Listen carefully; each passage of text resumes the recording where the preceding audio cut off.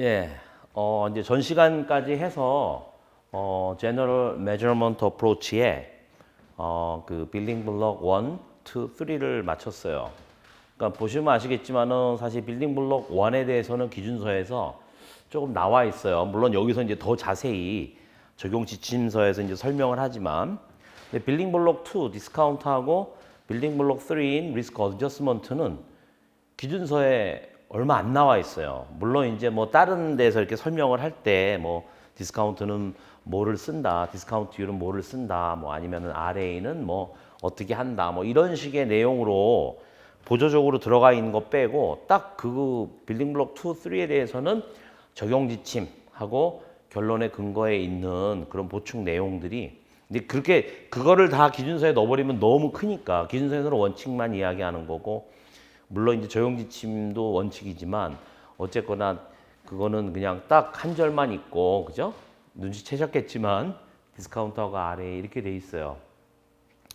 그래서 하여튼 그 예제를 보셔도 뭐 디스카운트하고 RA가 그냥 간단하게 되어 있지만 사실 실무적으로 이걸 모델을 만들고 나중에 런을 할 때는 굉장히 복잡하다 이거죠. 그래서 디스카운트도 그냥 우리 예전에 배웠던 디터미니스틱하게 그냥 그 정하는 경우에는 그냥 원가 기준으로 할인율 정한 거가 쭉 가잖아요, 그죠? 근데 지금 디스카운트 같은 경우도 뭐 그 타임 밸류 오브 더 머니, 그거는 이제 어떤 우리가 말하는 디스카운트에서 어떤 기본 개념이고, 또 캐시플로우하고 관련된 어떤 그 파이낸셜 리스크, 그죠?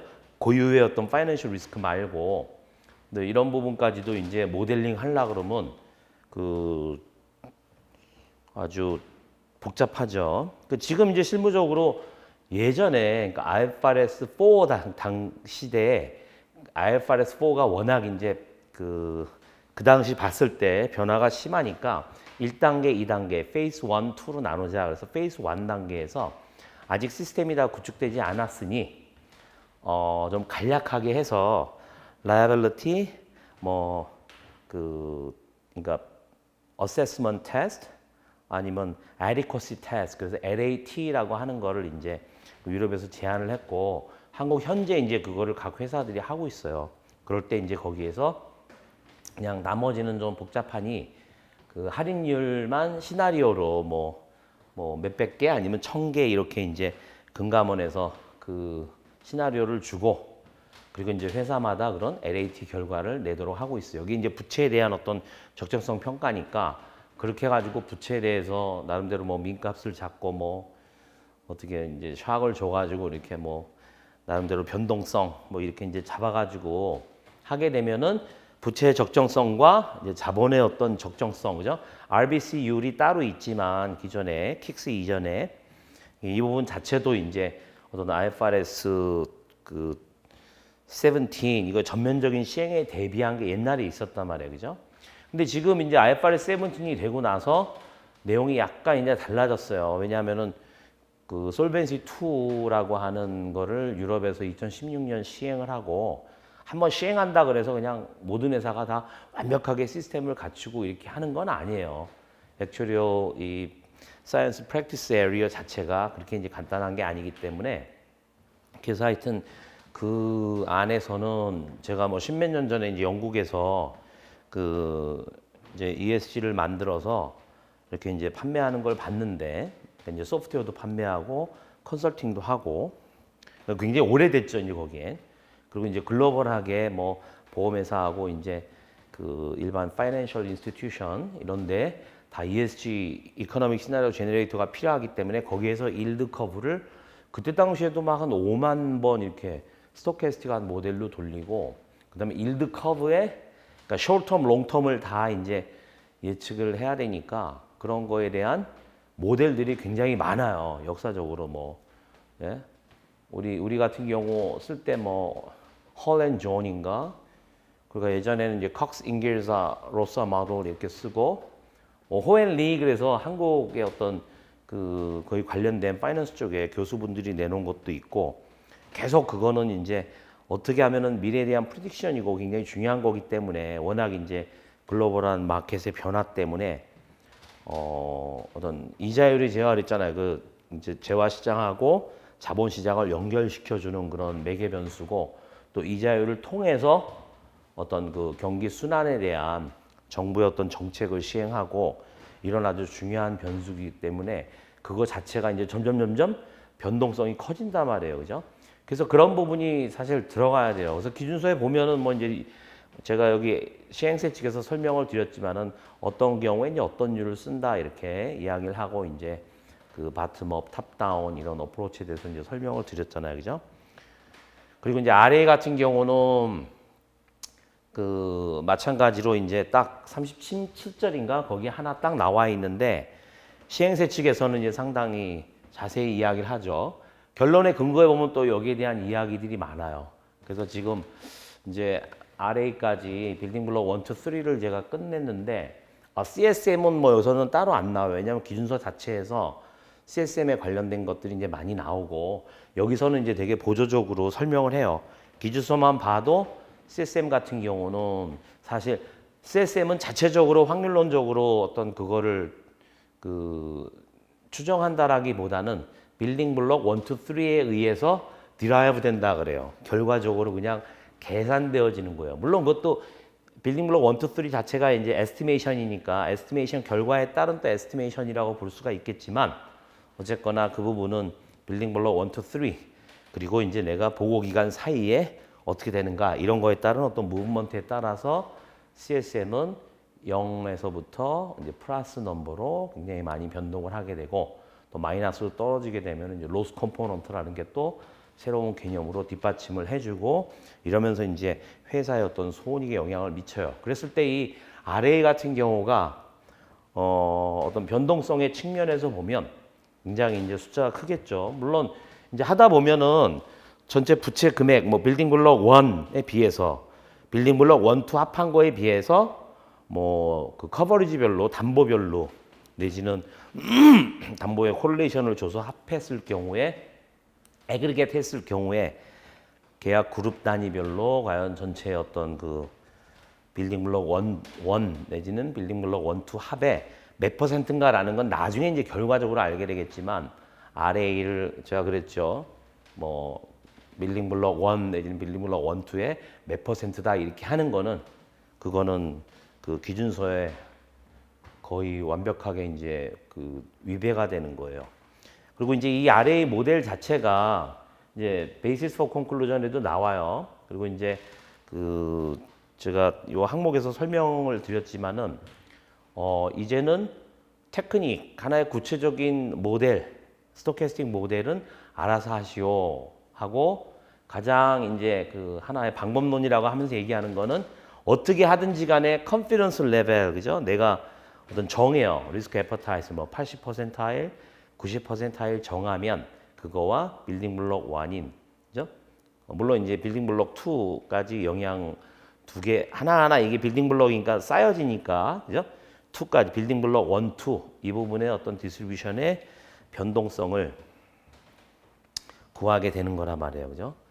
그래서 그 모델 자체는 그 민값에서 이제 내가 정한 어떤 그 degree of risk aversion 뭐 이런 의미로 해가지고 그 회사의 어떤 그 경영 전략 여기에 맞춘 회사마다 이제 그 수준은 다르게 할 수 있어요. 그래서 그거는 제가 entity specific이라는 의미였죠. 어떤 회사는 뭐 80%일, 어떤 회사는 70%일, 어떤 회사는 90%일 이렇게 할 수 있어요. 왜 그렇게 하는지를 설명을 하면 돼요. 그래야 이제 재무제표 사용자들이 그거를 이해를 하고 이 회사는 이렇게 가고 이 회사는 이렇게 가는데 왜 그런가에 대한 설명을 듣고 자기가 어디에다가 내가 과연 투자를 할 것인가 내지는 어디에 이제 그 크레딧 레이팅을 많이 줄 것인가 과연 그것이 얼마만큼 이 회사의 그 재무 상태와 어떤 재무적인 퍼포먼스에 영향을 미치는지 이런 부분 평가하는 데 있어서 굉장히 중요한 어떤 벤치마크가 된단 말이에요. 근데 그렇게 봤을 때 이 RA 모델에서의 컨피던스 레벨이라고 의미하는 게 사실 방법론으로 보면은 이제 value at risk라고 하는 방법인데 그거는 사실은 이제 그 short-term 파이낸스 영역에서 퀀트라고 아시죠? 그게 어떤 퀀티테이티브한 어널리시스를 하는 그런 연봉을 많이 받는 사람들이 있어요.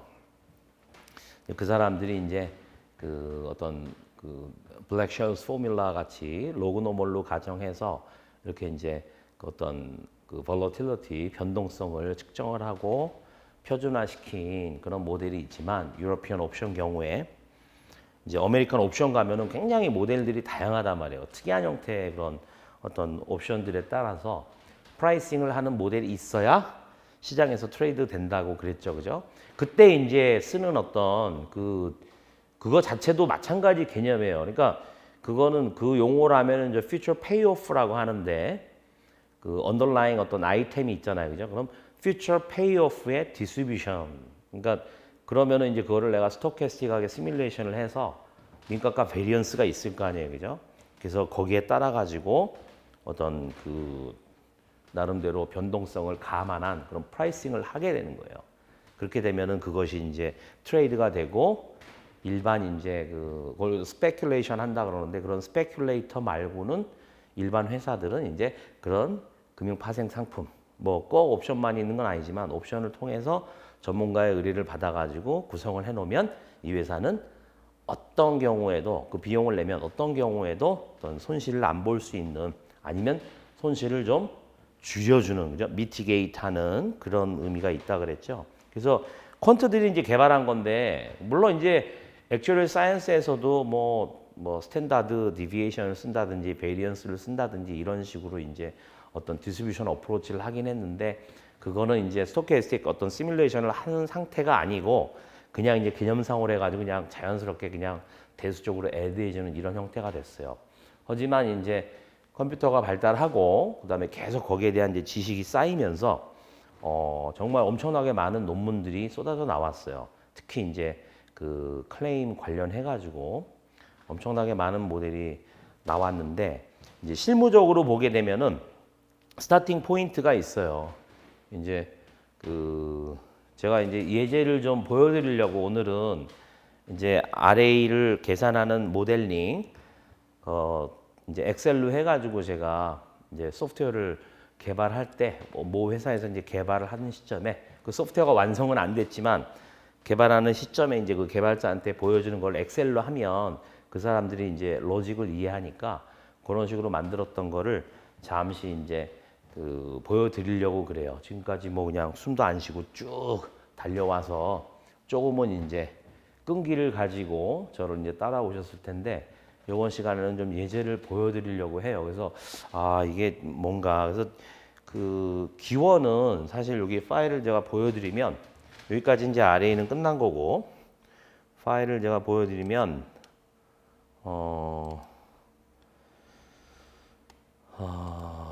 일단 요게 이제 맥이라고 하는 요 항목이 있는데 요거는 이제 그 한 70년, 78년 안 보이시네.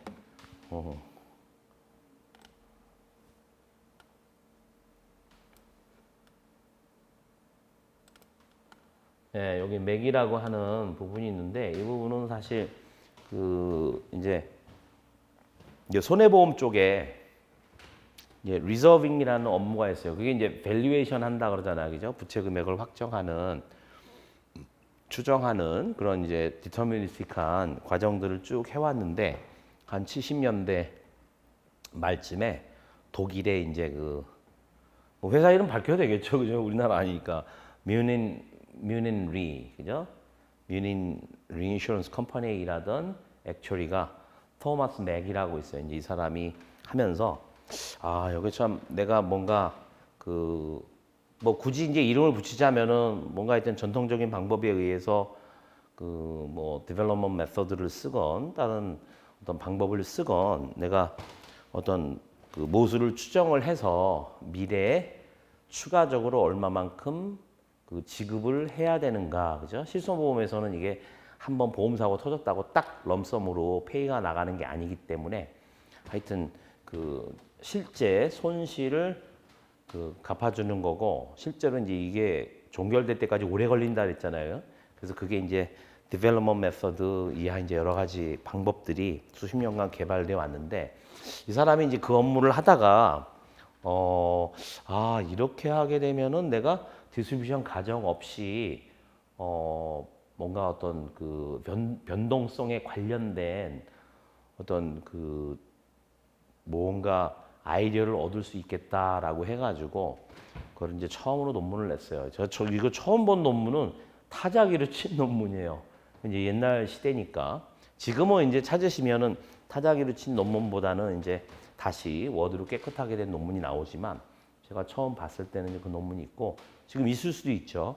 거기에서 이제 아이디어를 냈어요. 근데 그게 참 아이디어가 좋은 거죠. 그래서 디스트리뷰션 프리로 해서 그 방법론은 이제 mean squared error 이런 의미죠. 그죠? mean squared error라는 게 뭐 내가 예를 들어서 어떤 그 모수 추정을 한 거하고의 결과를 가지고 원래 있는 이제 observation 데이터하고 그거하고의 차이를 구할 수 있잖아요. 그죠? 그래서 어떻게 보면은 이제 mean squared error 그랬지만은 사실 샘플 민과 그다음에 이제 샘플 observation 내가 가지고 있는 데이터 안에서 이거하고의 어떤 차이를 그 squared 해서 그래서 그렇게 해가지고 이제 그 부분을 아주 중요한 통계로 쓰는 거죠. 그래서 그걸 이제 mean squared error. 그래서 보통 우리가 얘기할 때 토머스 맥의 최초 아이디어는 디스트리뷰션 프리다. 디스트리뷰션에 대한 가정 없이 그냥 있는 데이터를 가지고 내가 뭔가 변동성이라고 하는 것을 퀀터테이티브하게 정량적으로 그렇게 이제 그 추정하는 그 논문을 처음 냈어요. 이게 역사적으로 굉장히 중요한 거예요. 왜냐하면 이거 자체가 이제 지금 현재까지 쭉 발달해 온 스토캐스틱 리저빙의 굉장히 원조되는 아이디어예요. 그죠? 뭐 알고 나면 간단한 것 같지만 처음에 그런 아이디어를 낸다는 거는 뭐 아시다시피 쉽지가 않잖아요. 그죠? 그래서 어쨌거나 이제 그런 그 맥 모델이라는 맥 공식이라는 게 있고 이제 그거가 쭉 이제 발달돼 왔어요. 그래서 이후에 이제 또 부스트래핑, 샘플링이라는 게 있어요. 물론 이제 다른 샘플링 기법도 지금은 많이 적용이 되지만 부스트래핑이라고 하는 게 영국에서 이제 처음 적용이 될 때 영국 같아요. 제가 봤을 때는 최초 논문 보면 그랬을 때 이제 맥의 이런 아이디어를 이어받아 가지고 그거를 이제 익스텐드 시키는 차원에서 부스트래핑 모델 이렇게 이제 얘기를 하고 있어요. 그래서 이 부스트래핑 모델은 일단 많은 데 응용할 수 있고 가장 간편하고 가장 이해하기 쉽고 그래요. 그래서 지금 물론 이제 부스트래핑만 가지고 이렇게 솔벤시 2에서 하는 건 아니에요. 다른 이제 최근에 나온 여러 가지 그 디스트리뷰션 프리가 아니고 디스트리뷰션 가정을 해서 이렇게 하는 부분으로 계속 이제 이게 업그레이드가 된 거죠. 하나의 익스텐디드가 된 거죠. 그래서 글로벌리는 뭐 아주 멋있는 이름의 그런 그 Generalized Linear Model 가지고도 스토캐스틱 모델링을 하는 게 있고 뭐 마르코프 체인 몬테카를로 뭐 Proportional Hazard Function 진짜 모델 자체만 따진다 그러면은 뭐 수십 가지가 될 수 있어요.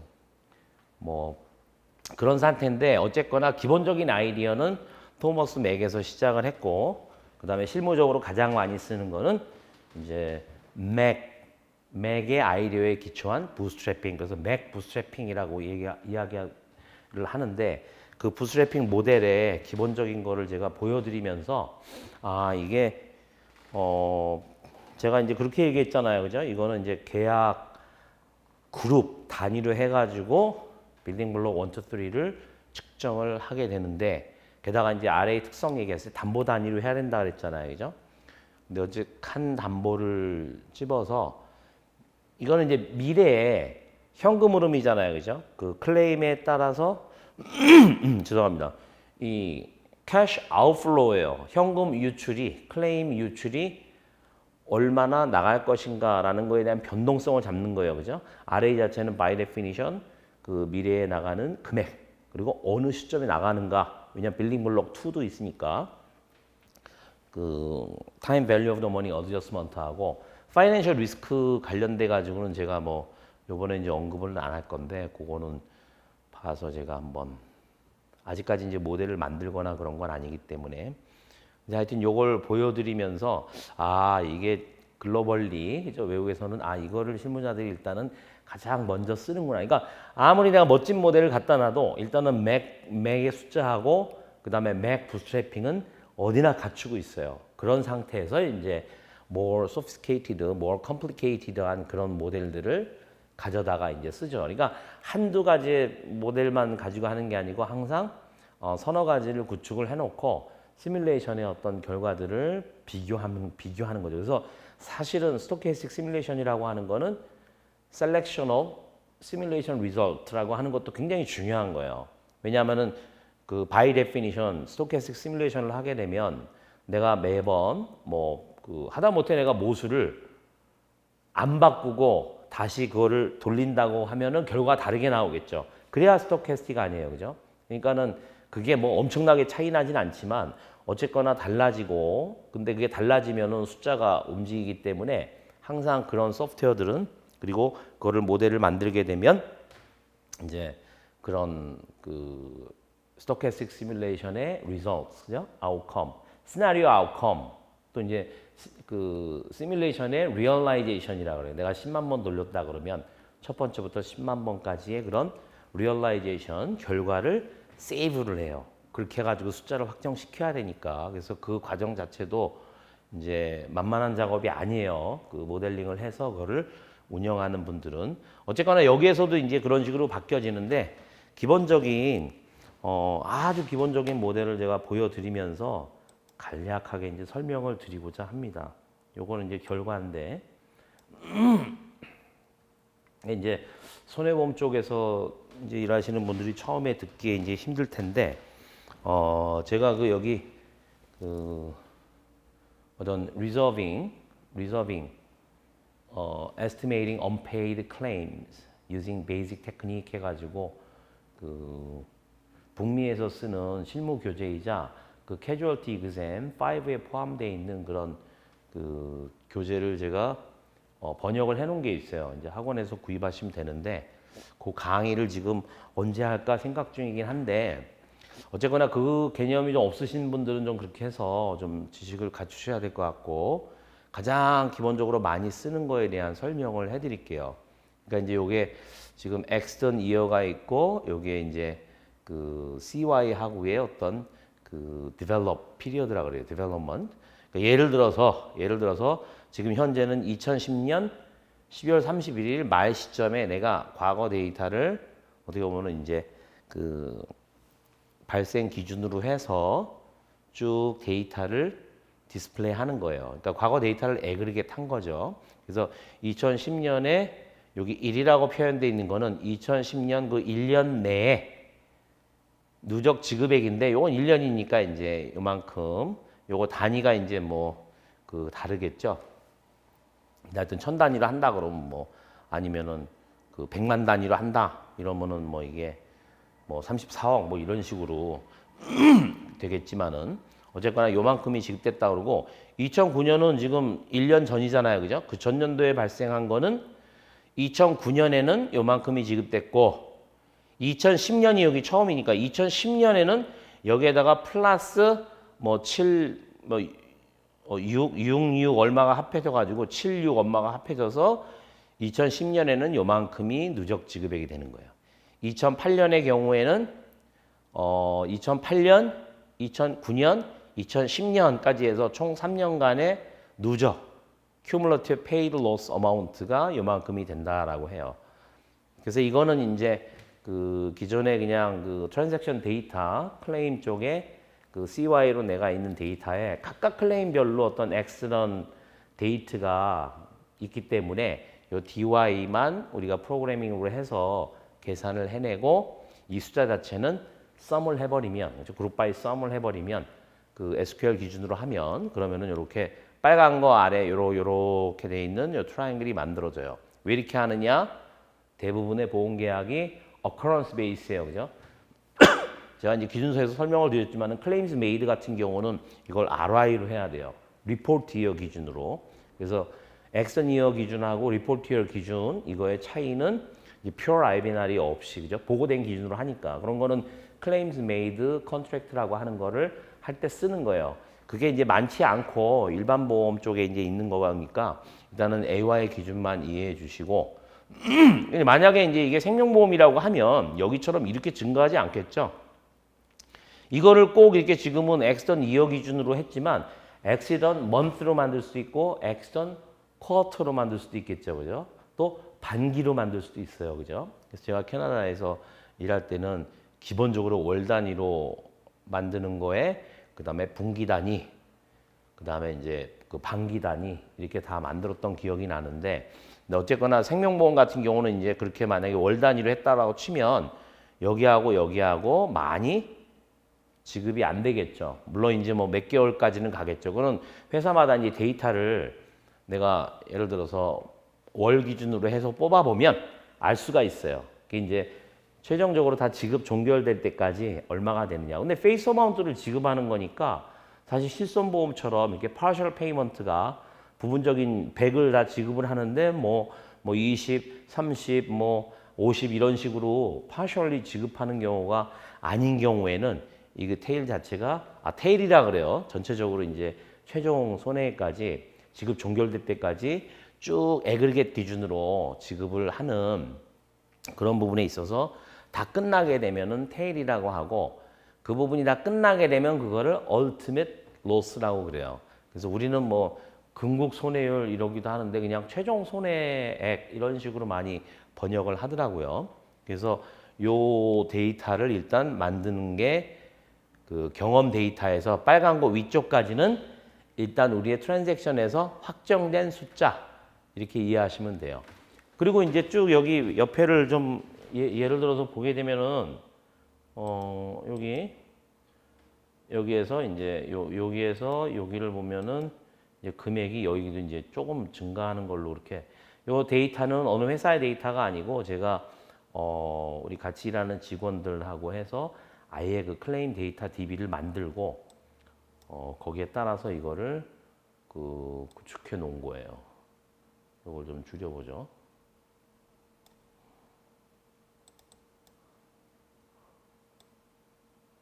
보시기 편하게. 넘어오네. 그렇죠. 여기까지 이렇게. 그래서 이렇게 빨간 거 말고 검은색에 있는 거는 과거 경험 데이터다.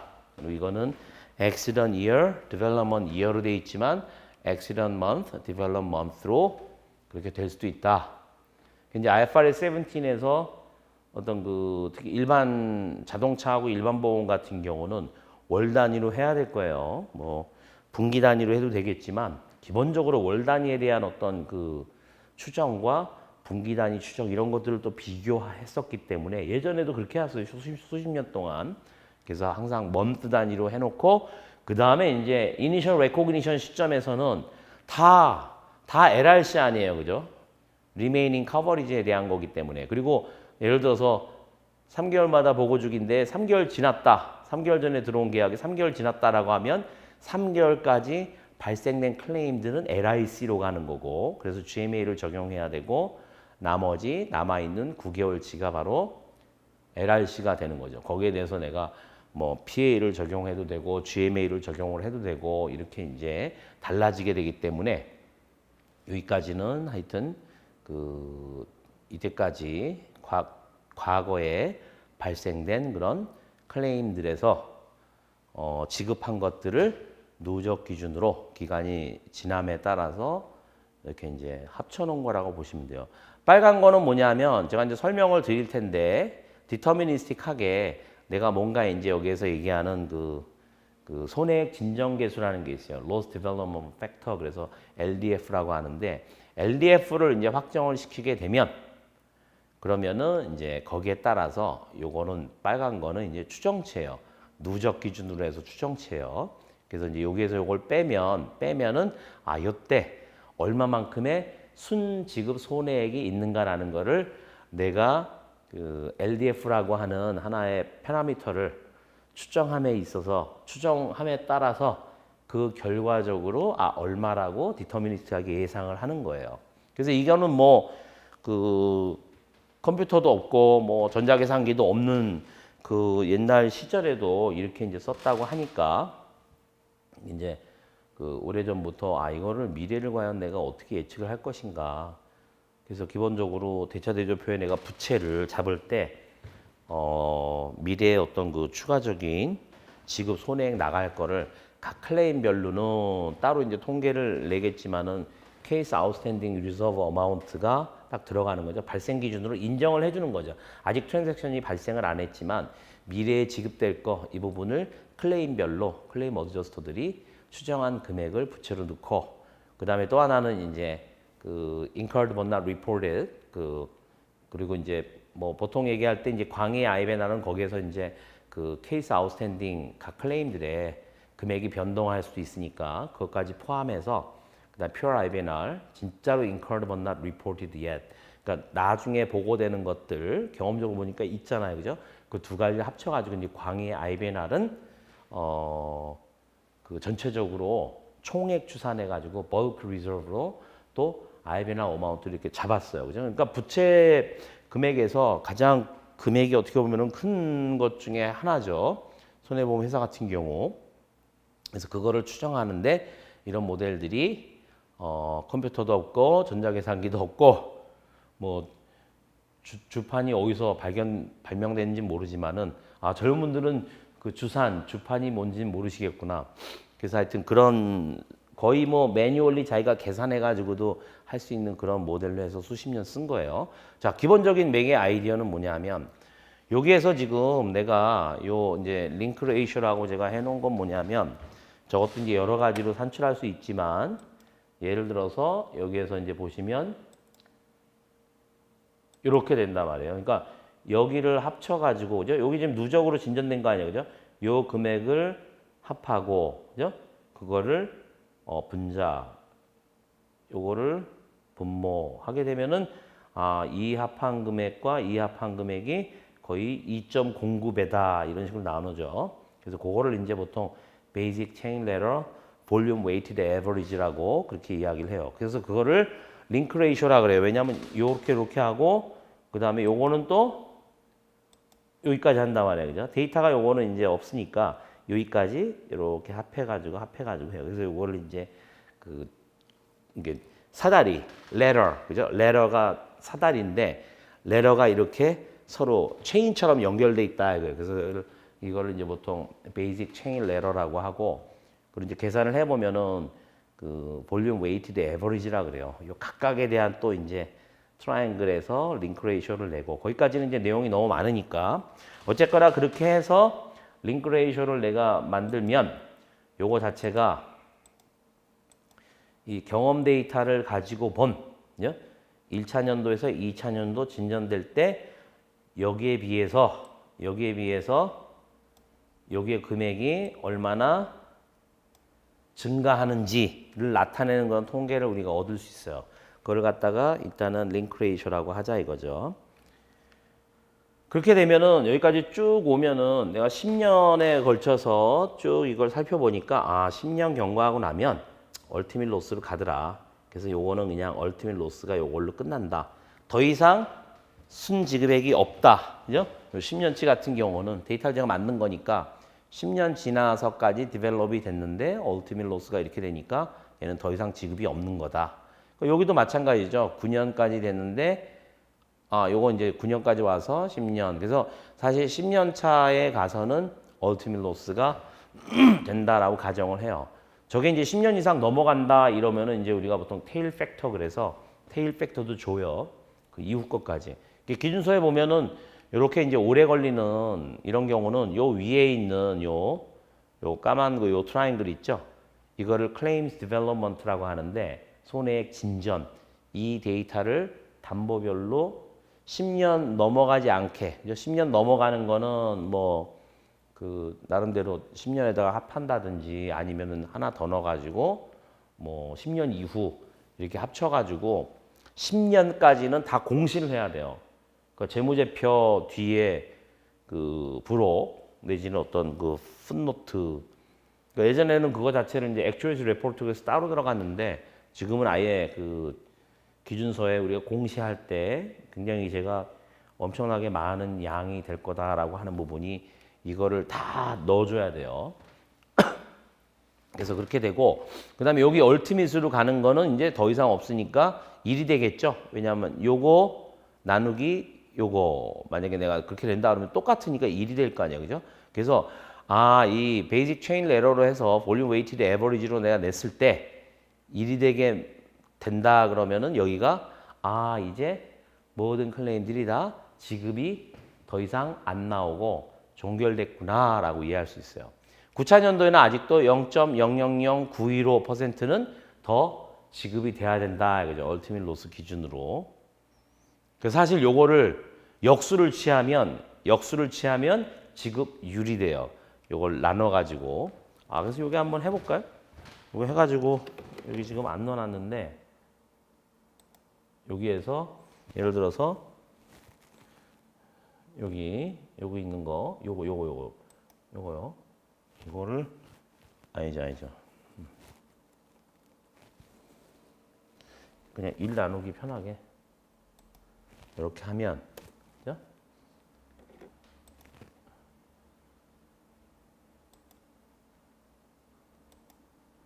한 뭐 두 자리까지는 놓읍시다.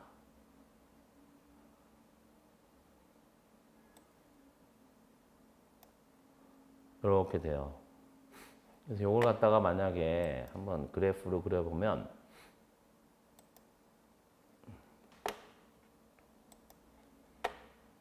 삽입해서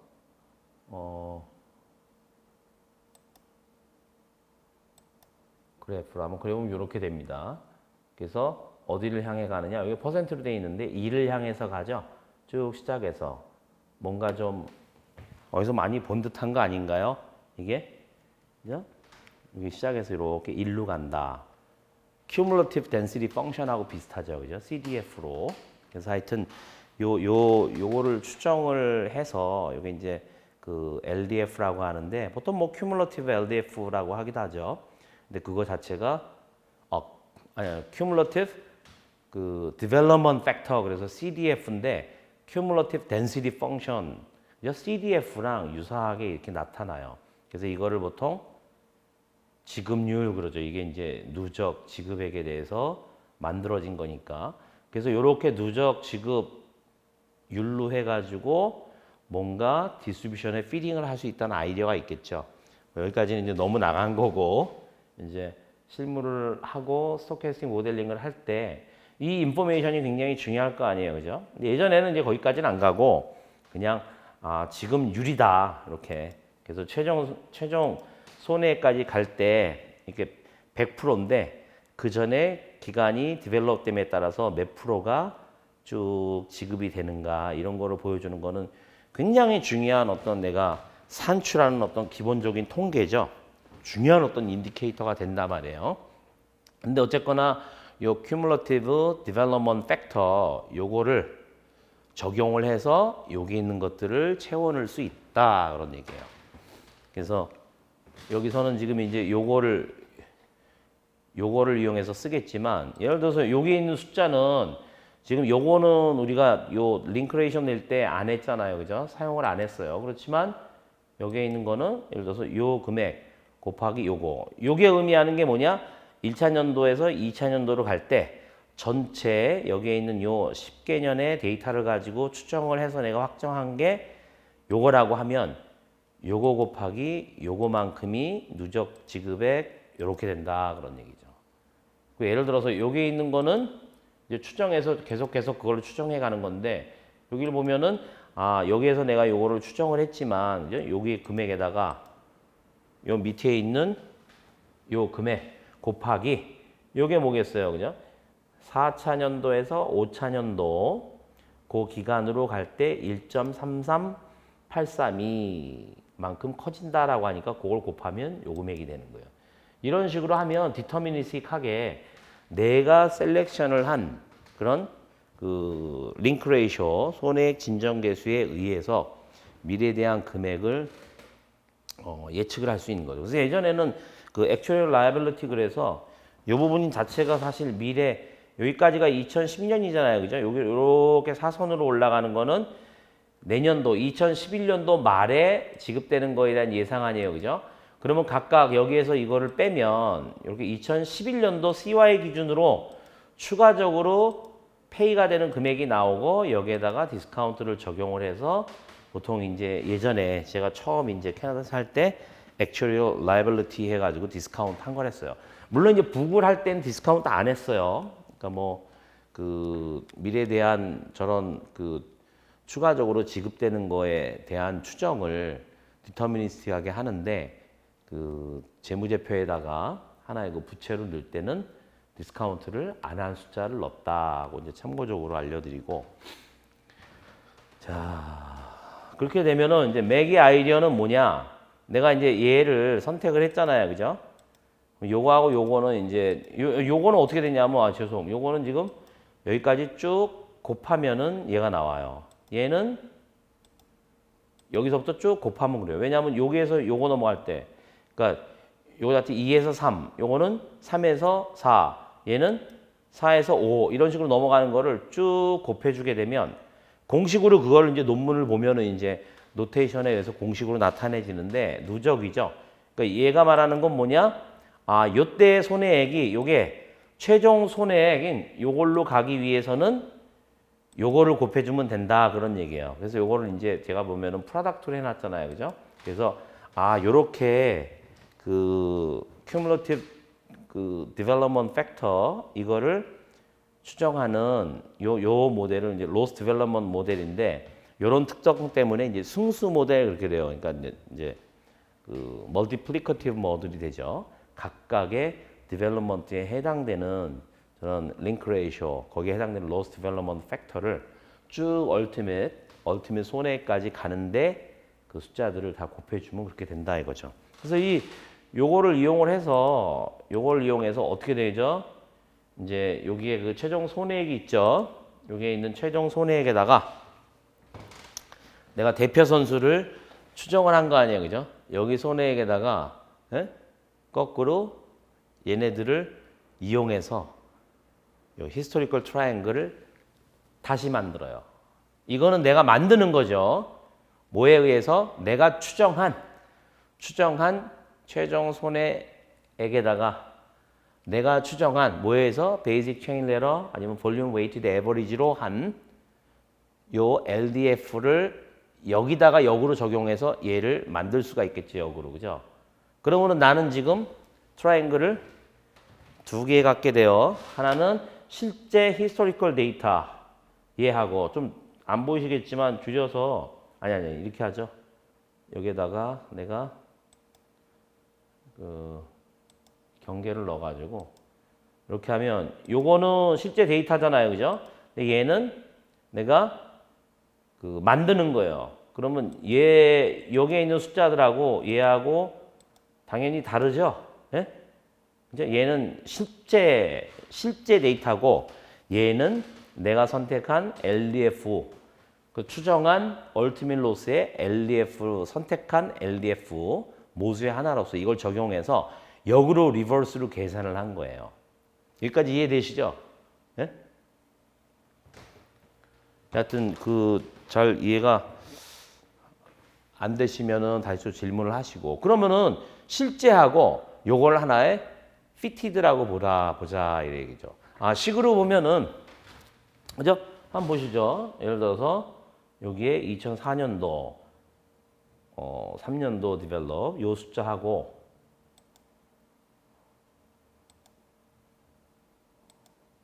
요 숫자하고 2004년도 3하고 요만큼 차이가 난단 말이에요. 그죠?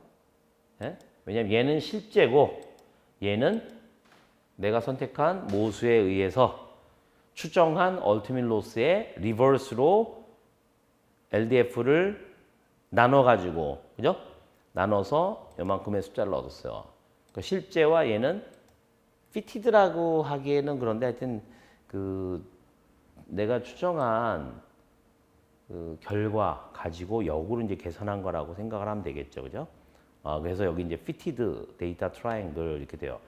그럼 두 가지는 뭐가 생기죠? 편차가 생기죠, 그죠? 자, 이렇게. 예?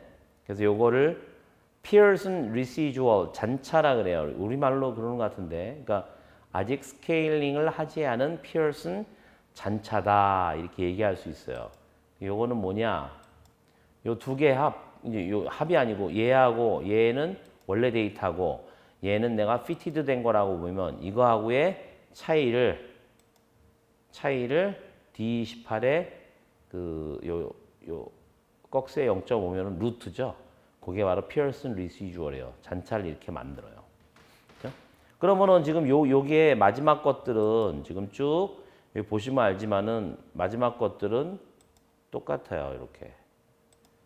예, 그래서 내가 실제로 지금 10 by 10으로 해가지고 반이니까, 그죠? 뭐 여기서부터 1, 2, 3, 4 해가지고 10까지 나가니까 1에서 10까지면 55인데, 그죠? 거기에 이제 10개가 빠지는 거죠. 그러면은 45개의 이렇게 unscaled Pearson residual이 나와요. 그죠? 그래서 요거를 residual을 우리말로 잔차라고 하더라고요. 그리고 나서 이제 그거를 여기에 요거 지금 아까 루트로 했으니까 여기 보시면 여기에 있는 거 요거를 또 그 제곱을 해요.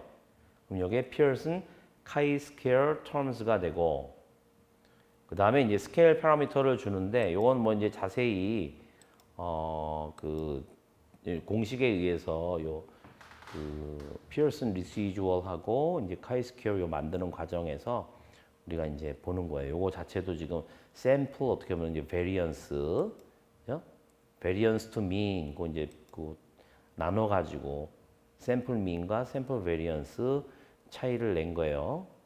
그래서 여기에서 이렇게 이제 우리가 그 샘플을 만든 거예요. 샘플을. 네. 이해하시겠죠? 그러니까 이제 토마스 맥이 일을 하면서 뭐 이제 회사 들어와서 이제 자기가 일을 할 때 저렇게 이제 손해액 진정계수 LDF를 추정을 해서 최종 손해액을 추정을 하고 미래의 어떤 그 지급해야 되는 순지급 손해액을 추정을 했어요. 물론 이제 거기에도 뭐 이런 그 어떤 누적 지급액만이 아니라 이제 누적 지급액 플러스 OS 케이스 아웃스탠딩 그 숫자를 합친 incurred loss, reported loss를 가지고 하는 것도 있어요. 두 개를 가지고 이제 이렇게 업무를 하다 보니까 한번 내가 정한 그 LDF를 역으로 계산을 해볼까라고 이런 잔차를 만드는 거죠. 그렇게 되면은 이제 이거 자체가 뭐가 되느냐? 내가 하나의 어떻게 보면 랜덤 샘플을 만든 거나 비슷한 거죠. 물론 내가 이제 LDF를 바꾸게 되면은 이게 이제 달라지겠지만은 그러면 여기에다가 내가 랜덤 샘플링을 한번 해볼까라고 하는 게 이후에 이 맥의 아이디어를 받아가지고 이후에 사람들이 맥 부스트래핑을 해보자. 부스트래핑은 가장 기본적인 거예요. 그러니까 이렇게 내가 좀 어떻게 보면은 스탠다다이즈된 그 표준화시킨 그런 리시주얼을 샘플을 만들잖아요, 그죠? 그렇게 되면 여기에서 뭐를 적용을 하느냐? 그 sampling with replacement, 그죠? 다시 뽑아가지고 집어넣는 그런 복원 추출이라고 하나?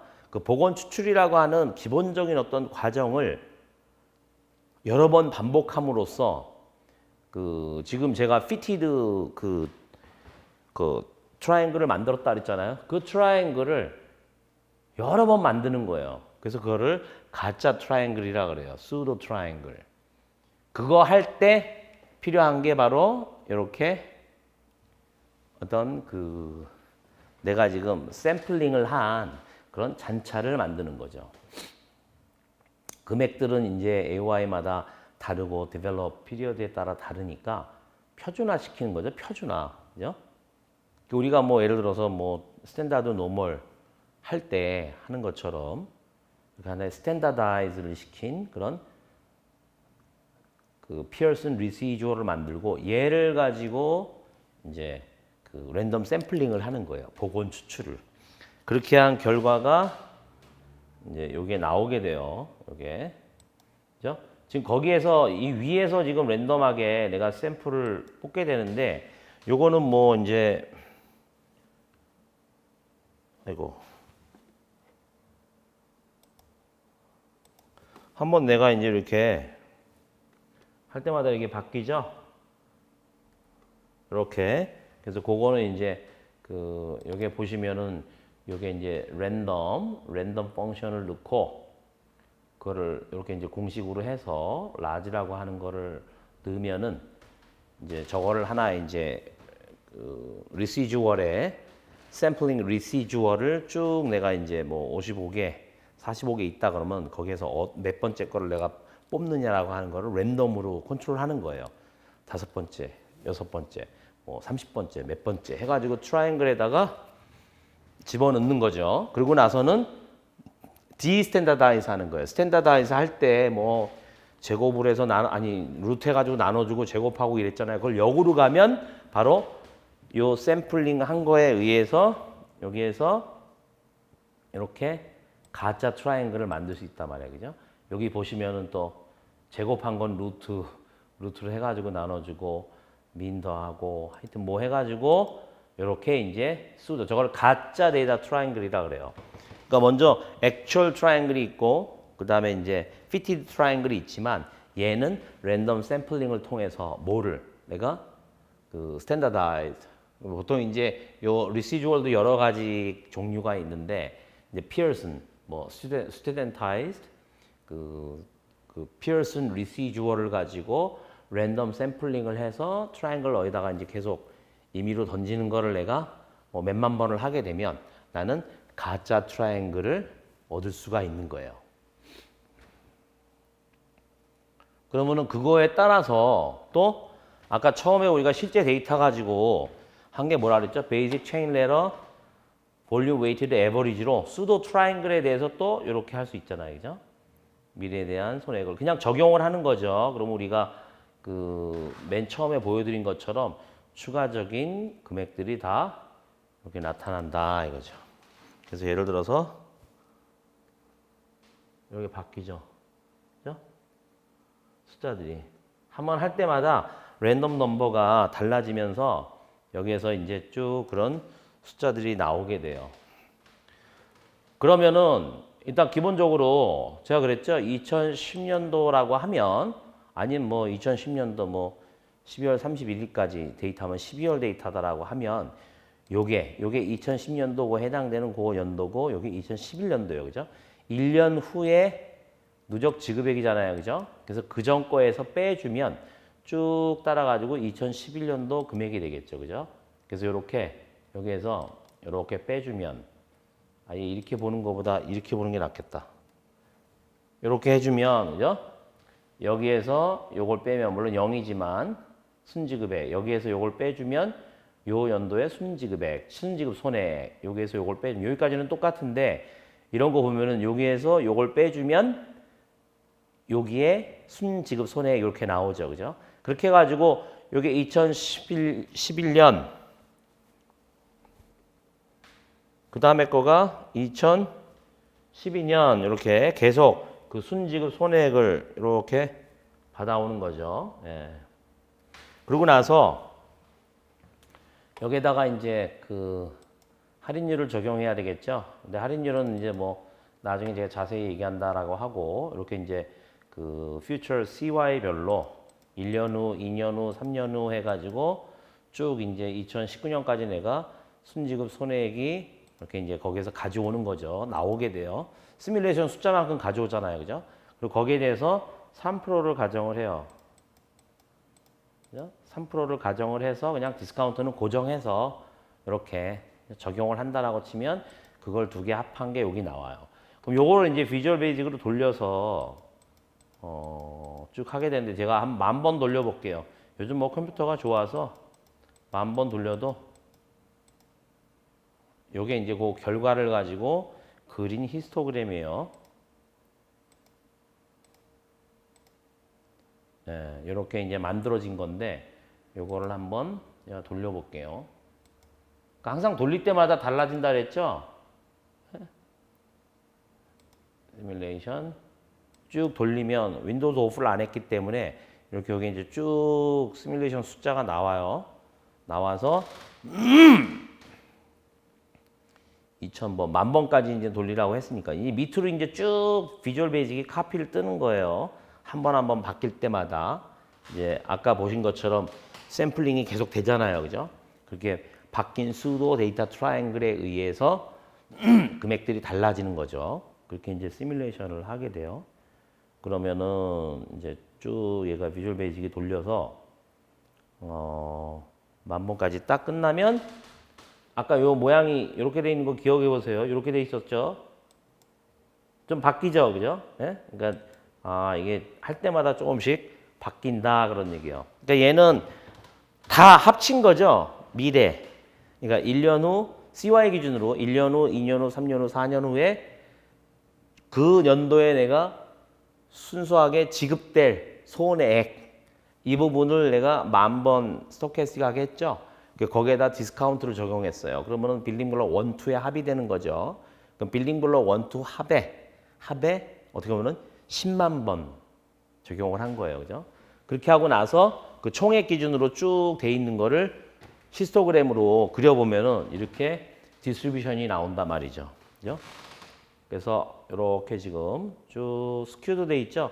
네거티블리 스큐드 이렇게 돼 있다라고 하는데 이제 제가 나중에 이제 결론에 근거해서 말씀드리겠습니다만은 이렇게 이제 컨피던스 레벨을 클레임 같은 경우는 민값이 여기 어디라고 하면 그죠? 여기 어디라고 하면 여기 이제 민값이 나오는데 거기에 이제 내가 몇 퍼센타일 해가지고 찍어서 그 차이를 RA로 할 텐데 이 모양 자체가 지금 대칭적이지 않죠. 시메트릭하지가 않아요. 노멀이나 스탠다드 노멀처럼. 그래가지고 이제 베이시스 포 컨클루전에 보면 컨피던스 레벨 방법으로 해서 이렇게 밸류엘 리스크로 RA를 측정할 때 고민을 많이 한 게 이 보험의 데이터는 특히 이제 클레임 관련된 거는 되게 보면 이렇게 네거티블리 스큐드 돼 있는 게 많아요. 이쪽에 좀 많이 몰려 있고 저쪽은 쭉 가는데 보시면 알겠지만은 이렇게 금액이 커지는 부분으로 이렇게 가면은 어떻게 돼요? 쭉 이걸 뭐라 그러냐면 테일이 길다. 요 테일이에요. 아까처럼 디벨롭먼트 테일이 아니고 여기에서 지금 금액이 높은 쪽으로 해가지고도 어떻게 금액이 크면서 많지는 않은 게 쭉 가요. 이게 이제 특히나 이제 손해보험 같은 경우는 실손 같은 경우는 이런 형태로 많이 나타나요.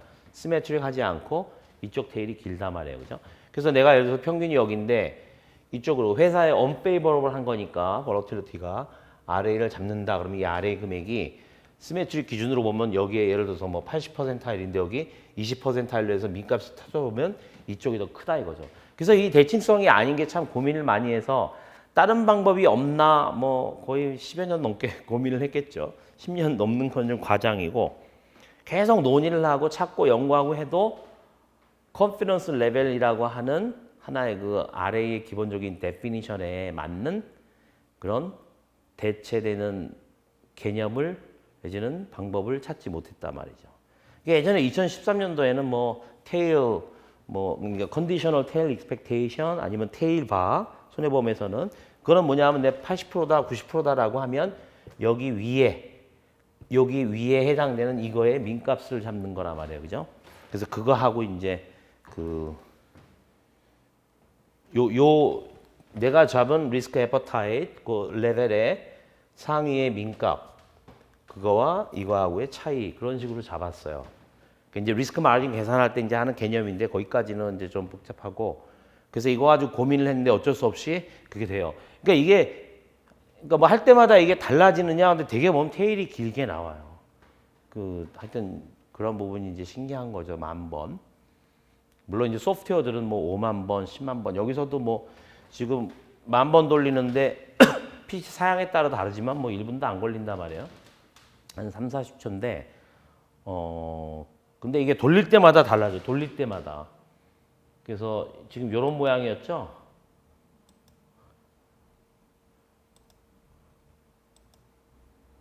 다시 한번 또 이제 돌려보면 여기 나오잖아요. 그죠? 쭉 이제 리얼라이제이션 넘버가 나와요. 이거 윈도우즈 오프 하면 이제 더 빠른데 요걸 이제 보여주기 위해서 이렇게 이제 윈도우즈 온을 했어요. VBA 이제 그 코딩 할 줄 아시는 분들은 알죠.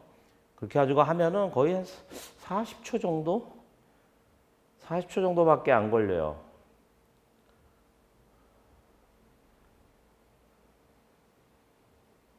쭉 지금 10,000번까지 갑니다. 자, 따라가면 37초예요. 그럼 보세요. 여기 지금 바뀌기 전이에요. 딱 확인하게 되면 모양이 바뀌죠. 그죠? 이거는 이제 이쪽으로 더 스큐드가 됐죠. 테일이 길어지고. 그래서 스토캐스틱 모델링을 한다라고 하는 거는 이런 식으로 결과가 항상 달라진단 말이에요. 그러면은 민값하고 내가 잡은 리스크 애퍼타이트, 디그리 오브 리스크 어버전하고의 차이가 RA 값인데 특히 이제 클레임 관련해서는 요 담보에 해당되는 게 이제 그 부분이 달라진단 말이에요. 그래서 어떤 순간에는 저거를 확정을 해야 돼요. 그래서 내가 이 시뮬레이션을 여러 번 돌려서 확정을 한다. 왜? 밸리데이션, 그죠? 레컨실리에이션을 해야 되잖아. 뭐에 대해서? 과거에 내가 봤던 트렌드, 흐름하고 이거하고 어떻게 되는가. 그래서 나름대로 또 이 결과에 대해서도 뭔가 추가적인 통계치를 뽑아가지고 내가 어떤 결과를 택할지를 해야 되는 게 실제 업무란 말이에요. 그죠? 모델을 상당히 에피션트하게 돌아가게. 이게 지금 엑셀이니까 느리지. 이제 전문적인 소프트웨어라 하면 이제 더 빠르겠죠. 물론 이제 거기에서는 이렇게 한 단보만 하는 게 아니고 여러 단보를 해가지고 애그리게트해요. 코릴레이션을 또 줘야 되기 때문에 그래서 이렇게 한 예제로 보여드리고 요 위에 있는 거는 뭐냐면 여기에다가 일단은 내가 이 데이터가 이렇게 내가 시뮬레이션 한 거 자체가 노멀이라면 로그 노멀이라면 그냥 퍼센타일로 그냥 아무런 디스트리뷰션 없이 하게 되면은 값이 어떻게 되느냐 뭐 이렇게 해가지고 이제 여기에 보시면은 이제 민값이 여기 있잖아요, 그죠? 민값이 이렇게 조금씩 달라지잖아요. 디스트리뷰션의 어떤 그 모양에 따라서 노멀하고 지금 요거는 좀 똑같은데 좀 이상하네요. 어제거나 여기서 75%하여 95% 해가지고 했을 때 저기에 이제 요게 요만큼 되니까, 그죠? RA를 이거와 이거 값의 민값의 차이라고 보면은 요만큼이 나오고 요만큼이 나오고 이건 좀 이상하네요, 그죠? 요건 제가 봐서 픽스를 해야 되는데 어쨌거나 하여튼 그런 식으로 그 RA 값을 구하는 예제다. 근데 제가 RA의 어떤 특성을 말씀을 드렸을 때 몇 가지가 있죠. 여기 보시면은 요거 자체가 지금 쭉 이제 물론 이거는 이제 누적 지급액이지만 제가 공식에서는 이제 이렇게 빼가지고 순지급 손해액을 쭉 봤다 그러면은 요 AY별로 그러니까 발생을 해서 쭉 많이 익스피리언스가 많아진다, 그죠? 그게 emerging experience라고 했어요. 얘하고 지금 갓 발생한 애하고, 그죠? RA가 뭐가 커야 되냐? 얘가 커야 된다 그랬죠. 그러니까 사실은 AY별로도 소프트웨어, 전문적인 소프트웨어 하에서는 그런 것들을 밸리데이트 할 수 있어야 된단 말이에요. 그죠? 그래서 모델이 이게 기본적으로 이제 가장 간단한 거고 사실 이제 거기에 대한 익스텐디드 버전들은 되게 많아요. 보시면은 여기에서 그냥 내가 수도 트라이앵글을 만들었어요. 액처를 이걸 곱해가지고 얘를 했는데 사실 이제 그 전에 한 과정은 얘를 만드는 과정은 사실은 실제 이제 실무에서 쓰는 모델은 지금은 이제 하나의 그 LDF를 하나의 파라미터로 보면 파라미터 에스티메이션 에러만 있는 거예요. 왜냐하면 얘는 그냥 숫자를 넣어가지고 계산하니까, 그죠? 근데 이제 실제 모델에서는 프로세스 베리언스, 포캐스팅 에러까지 하기 위해서 이제 어떻게 보면 요거를 내가 10만 개 아니 10,000 개를 만들었으면 얘를 이 LDF가 10,000개가 만들어지는 거예요. 베이지안 어프로치처럼. 그러니까 디스트리뷰션 오브 파라미터를 추정을 하는 게 되는 거죠. 그리고 거기에 대해서 이거를 아까처럼 저기 공식으로 간단하게 하는 게 아니고 얘는 지금 누적 지급 손해액이지만은 각각의 순지급 손해액이 예를 들어서 갬마를 따른다, 로그 노멀을 따른다라고 하면 그 디스트리뷰션 오브 파라미터 이것도 에스티메이션 한 거죠, 제가. 샘플링 과정을 통해서 거기에서 내가 가정한 로그 노멀이나 갬마의 모수를 추정을 해가지고 물론 ML이나 이런 걸로 추정을 해가지고 얘를 다시 또 시뮬레이션을 하게 돼요. 그거가 이제 프로세스 베리언스를 만드는 포캐스팅 에러를 만드는 과정이에요. 그래서 프리딕션 에러 그러면은 우리가 보통 통계학을 이제 해보신 분들은 알겠지만 에스티메이션 에러 하고 그다음에 forecasting 에러가 있어요. estimation 에러는 어떻게 보면 이제 그 파라미터에 대한 그 추정에 있어서의 그거로부터 나오는 에러가 되는 것이고 이제 forecasting 에러는 그걸 가지고 내가 미래에 대한 거를 다시 시뮬레이션 할 때 나오는 벌러틸러티로 두 개가 합쳐지게 돼요. 그래서 제가 캐나다에서 이 모델을 소프트웨어를 했을 때는 예를 들어서 LDF를 고정시킨다 그러면 에스티메이션 에러가 없는 걸로 해가지고 포캐스팅 에러만 나오게 하고 그 다음에 얘처럼 이렇게 돼 있으면은 에스티메이션 에러만 나와요. 그리고 둘 다 랜덤하게 해버리면 뭐 꼭 베이지어는 아니지만 그렇게 추정을 하게 되면은 이제 두 개 합친 것보단 작지만 에러가 커지게 되죠. 그러면 이제 RA가 좀 증가하게 되고 그래서 뭐 나는 작은 거를 원하니까 이건 안 할래. 그럼 그렇게 될 수는 없는 거예요. 프로세스 베리언스라고 하는 게 굉장히 중요한 개념이죠. 이제 적어도 이제 그 short-term actuarial mathematics 아니면 loss distribution 이런 부분들을 좀 보신 분들은 거기에 대해서 이제 아실 거예요. 그거는 뭐 이론적인 거다 이렇게 생각하시면 안 돼요. 실무에서 실제로 이게 중요한 개념이고 우리가 일단은 거기에 대한 것들을 정확하게 해야 된단 말이에요. 기준서에서는 뭐 얘기하지 않지 않나요? 그렇지만 기준서에서 기본적으로 깔고 있는 거는 액처리들이 모여서 만들었기 때문에 어떤 글로벌 그 프랙티스 스탠다드 그래서 우리 미국이나 뭐 영국의 어떤 그 액처리얼 프랙티스의 스탠다드를 보면 그건 또 더 원칙적이에요. 뭐 그런 얘기밖에 없어요. 뭐 어떤 예를 들어서 하나 드는 게 뭐 케이스 아웃스탠딩 리저브 에스티메이션 과정 케이스 아웃스탠딩 리저브는 과도해서도 안 되고 부족해서도 안 된다. 그래? 그래서 adequate 해야 된다라고 원칙만 해놨어요. 무슨 뭐 이 방법을 해라 저 방법을 해라 수십 가지 방법이 있는데 그죠? 그런 게 이제 그 프로페셔널의 세계란 말이에요. 사실은 룰루에서 뭐를 하느냐. 그래서 참 안타까운 게 제가 지금 말씀드렸죠. 매개 아이디어하고 가장 기본적으로 쓰는 어떤 부스트래핑인데 한국에서 아마 여러분들이 보는 거는 특정하게 외국 소프트웨어를 보지 않는 한 프로세스 베리언스가 없는 에스티메이션 에러만 있는 거 가지고 지금 구축을 하셨을 수도 있다라고 하는 거예요. 그죠? 그러나 그거는 기준서에 어긋나지 않잖아요 라고 얘기를 하지만 적어도 보험회사에 글로벌하게 봤을 때 뭐 예를 들어서 그 뭐 애널리스트나 시장에 있는 사람들 재무제표 사용자나 아니면 이제 레이팅 에이전시에 있는 사람들은 다 그런 액처리들이 들어가 있거나 액처리를 고용을 해서 볼 거란 말이에요. 그죠? 뭐야 이거. 왜 너네 RA를 이런 식으로 하냐고. 그래서 그런 부분은 나름대로 actuarial practice 자체가 기준 미달이다. 이런 식으로 평가받을 수 있어요. 근데 그거를 뭐 너네 왜 이딴 식으로 기술적으로 뭐 후지게 했냐 이런 식으로 프로하게 했냐라고 얘기를 안 하고 뭐라 그러냐면 너네 RA는 underestimate 돼 있다라고 얘기를 하는 거예요.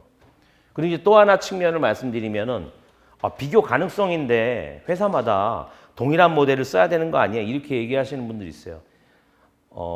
참 뭐라고 설명드려야 될지 참 난감해요. 네.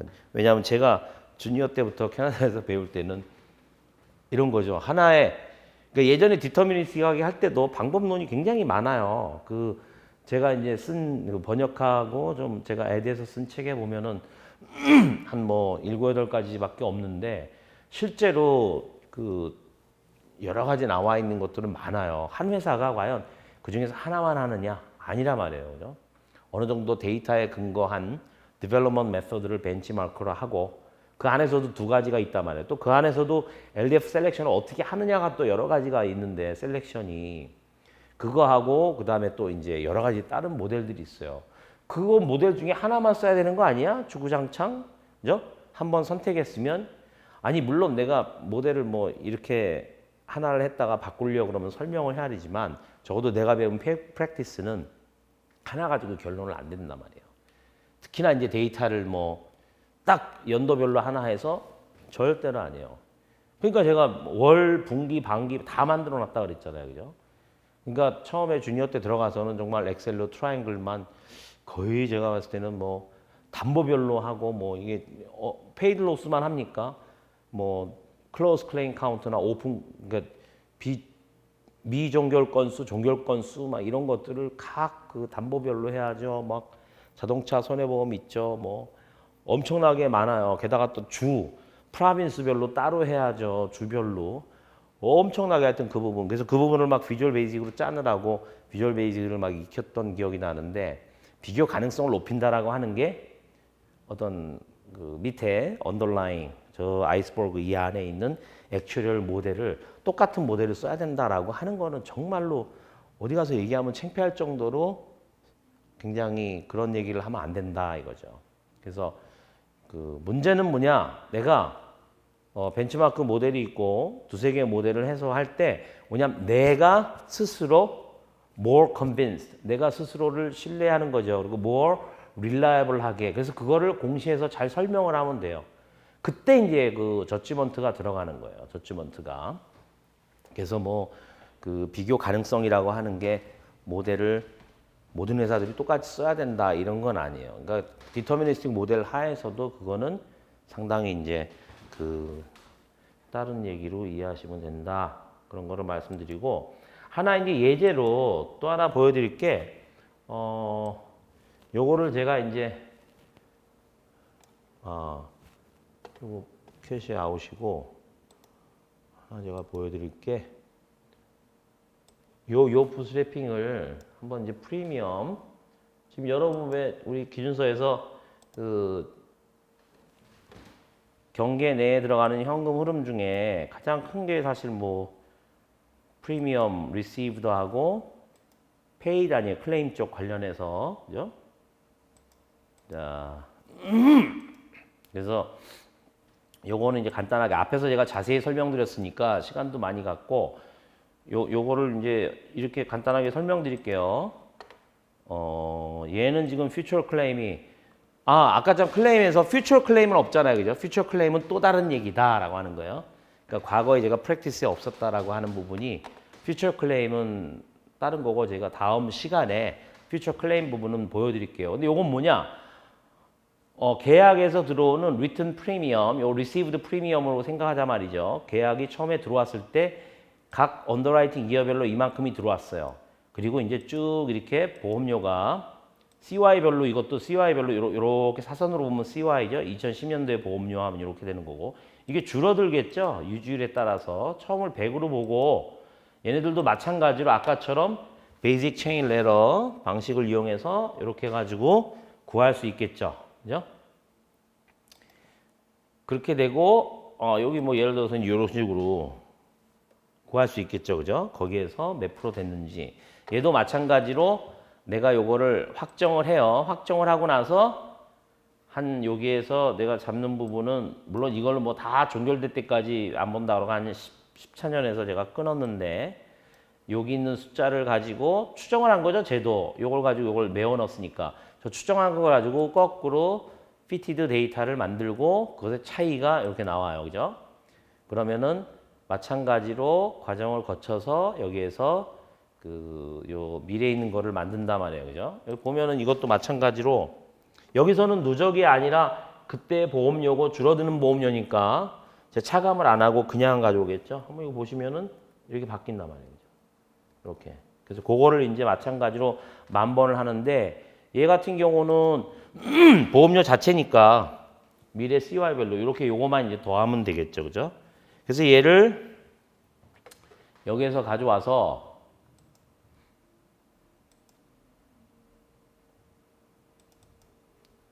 여기에서 이제 쭉 이렇게 각 퓨처 CY별로 해서 이런 결과를 제가 그리면은 할인을 적용을 해서 그리면 이런 예쁜 분포가 되는데 요것도 이제 제가 10,000번 돌리는 걸로 그렇게 했어요. 그 모양이 지금 이거는 어떻게 돼요? 파지티브 방향으로 이렇게 스큐드가 되죠. 예?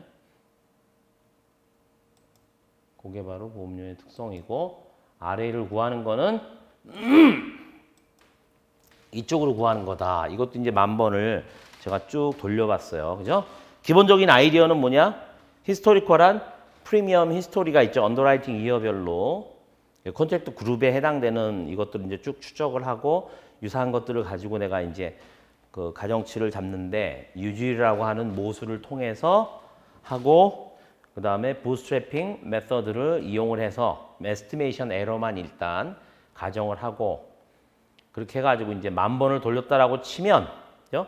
이것도 한 뭐 40초 걸리겠죠. 지금 파일을 2개 열어서 그렇고 한 40초, 42초. 예, 이렇게 보시면은 요게 땅 치면은 달라졌죠, 그죠? 예? 그래서 이게 이제 10,000번 돌렸을 때 미래에 각 빌딩 블록 1, 2로 본 거예요. 그러면 여기는 또 positively skewed 됐죠. 이쪽으로. 여기가 테일이 길어요. 그죠? 그럼 보험료라고 하는 거는 어떻게 돼요? 우리가 이행연금 흐름을 그 추정할 때 오히려 보험료가 적게 들어오는 게 하나의 리스크 차원으로 봐야 되잖아요. 그죠? 그러니까 민값이 예를 들어서 뭐 여기 있다 그러면은 여기에 몇 퍼센타일 잡아가지고 해야 돼. 그러니까 다들 얘기할 때 세븐이 75%일 몇 퍼센타일 하는데 이 밑에는 과연 내가 20%타일을 할지 30%타일을 할지 25%타일을 해가지고 그 보험료 부분에서의 RA를 계산할지 이걸 봐야 돼요. 그죠? 이게 뭐예요? 제가 RA 설명할 때 한 lapse or persistency risk. 그죠? 인슈런스 리스크 그다음에 이거는 other risk of non-financial이죠. 그죠? 제가 그래서 인슈런스 리스크는 아까 봤던 클레임 쪽이고 얘는 non-insurance 리스크로서 lapse or persistency 이렇게 이해하시면 돼요. 그죠? 그렇게 가지고 RA를 따로 구해야 된다. 그래서 그 보험료 관련된 거는 컨트랙트 그룹별로 그죠?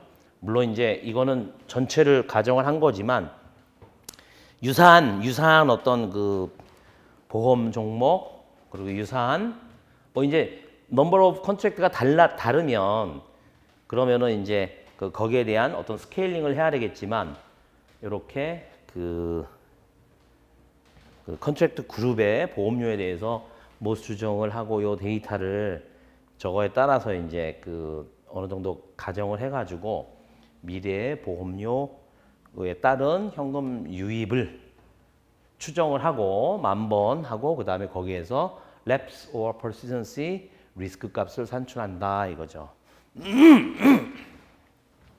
프랙티스 상으로 이게 간단한 게 아닌데 어쨌거나 저는 기본적인 어떤 아이디어를 보여드리기 위해서 얘가 지금 모양이 흔들렸네요.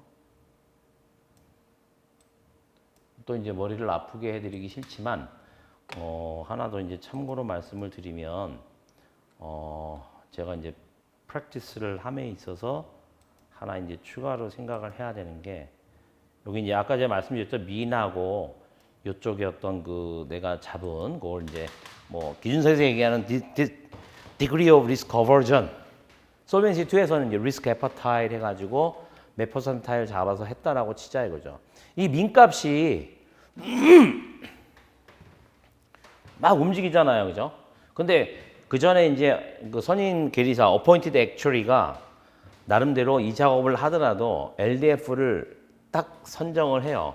여기서는 이제 illustrative purpose로 그냥 basic chain error를 한다고 했지만 만약에 LDF를 파이널라이즈 시키잖아. 그럼 거기서부터 이제 출발을 해요. 왜냐하면 그걸 가지고 fitted 트라이앵글 데이터를 만들어서 샘플할 그 리시저를 만든다라고 했잖아요. 그죠?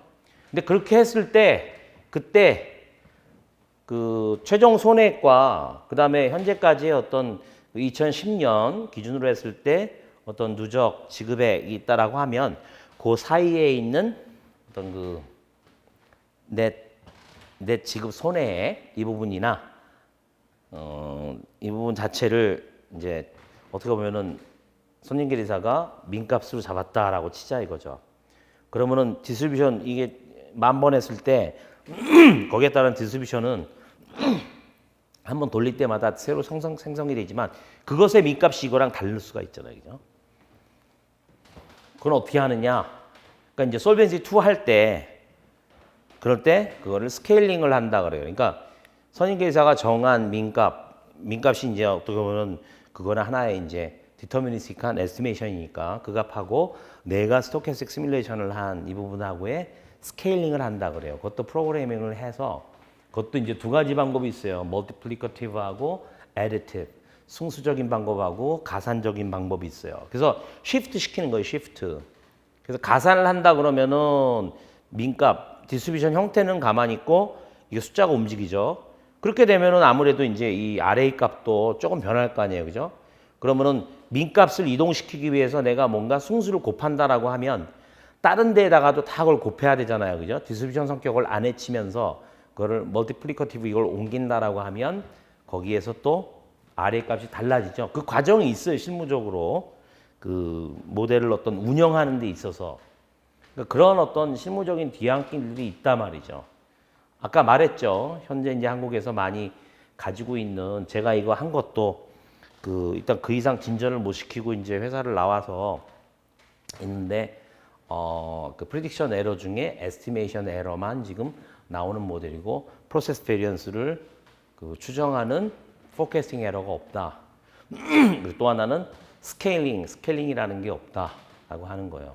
여기에는 이제 테일 팩터도 없지만 이건 제가 데이터를 만들어서 했으니까 그래서 그런 어떤 그 실무적인 뒤안길들이 굉장히 많아요. 그러니까 이런 것들을 모델을 개발을 하는 것도 난제고 그걸 가지고 계속 운영하는 것도 난제예요. 왜냐하면 담보 단위가 굉장히 많잖아요. 그죠?